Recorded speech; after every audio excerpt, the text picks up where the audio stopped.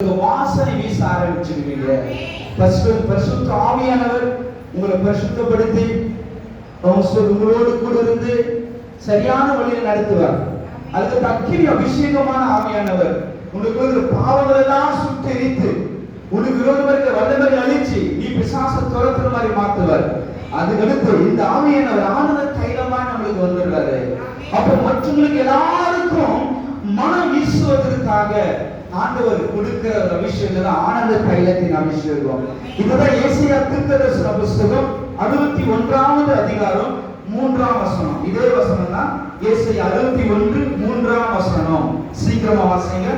ஏசாயா 61 3ஆம் வசனம். சீக்கிரமா.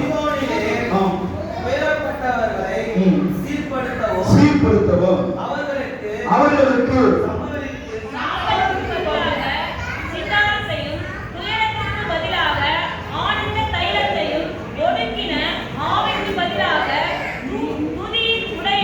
ஆனந்த தைலம் அப்படின்னு சொல்றாரு. ஆமென் சொல்லுங்க. இப்ப இந்த அபிஷேகம் என்ன செய்யுது அப்படின்னு நாங்க சொல்றது 61ல சொல்றாரு. துயரப்பட்டவர்களுக்கு பாருங்க சொல்லுங்க.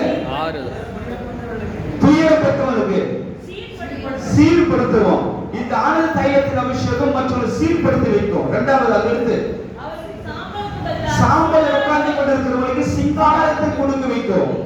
சாம்பல்ல வாழ்க்கை அவ்வளவுதானே முடிஞ்சு போச்சு, என் வாழ்க்கை பேதான் போகுது, தரித்திரத்திலே போகுது, கஷ்டத்திலே போக போகுது அப்படின்னு நினைச்சிருக்கிறவங்களுக்கெல்லாம் இந்த அபிஷேகம் நம்ம மேல இருக்குமானா, இந்த ஆனந்த தைலத்தின் அபிஷேகம் இருக்குமானா, சாம்பல்ல உட்கார்ந்து வேதனையில பல கட்டில் இருக்கிறவங்க எல்லாம் அவங்களுக்கு நம்ம தூக்கி விட்டுடுவோம். அவங்க வாழ்க்கையும் நிம்மதியா இருக்கும்படி செய்வோம். ஆமென் சொல்லுமா. அதுக்கடுத்து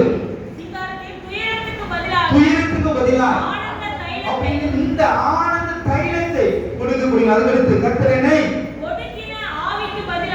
இதுக்கு இன்னொரு வசனத்தை நம்ம படிப்போம். இந்த ஆனந்த தைலத்துக்குரிய அபிஷேகத்தை குறித்து எபிரேயர் 1வது அதிகாரம் 9ஆம் வசனம். எபிரேயர் 1வது அதிகாரம் 9ஆம் வசனம். சீக்கிரமா எபிரேயர் 1:9ஆம் வசனம். நீதி விரும்பி அக்கிரமத்தை உடைக்கிறீர், ஆதலால் தேவனே உம்முடைய தேவன் சோழரை பார்க்கிலும் ஆனந்த தைலத்தினால் அபிஷேகம் பண்ணினார். கவனிக்கணும்.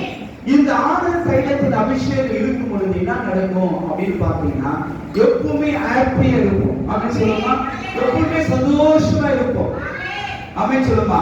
இந்த ஆனந்த தைலத்தின் அபிஷேகம் யாருக்குள் இருக்குதோ அவங்கெல்லாம் worship leader இருப்பாங்க. என்ன leader இருப்பாங்க?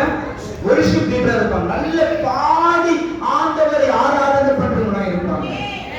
தந்தை பெருமைஸ் பாட்டுன்னு பாடுறான். ஒரு பாட்டு வந்து பாடலுக்கு கூப்பிட்டா என்ன பண்றான்? ஜெபத்தோட ஜெயங்களை என்ன பண்றான்? பாட ஆரம்பிக்கிறான். அப்போ அந்த தேவ மனுஷன் மேல என்ன அபிஷேகம் தேவன் வைத்திருக்கிறார்னா, இதுதான் ஆனந்த தைலத்தின் அபிஷேகம். இந்த அபிஷேகம் வர சொல்ல நிறைய ஆண்டவர் பாடிக்கொண்டே இருப்போம்.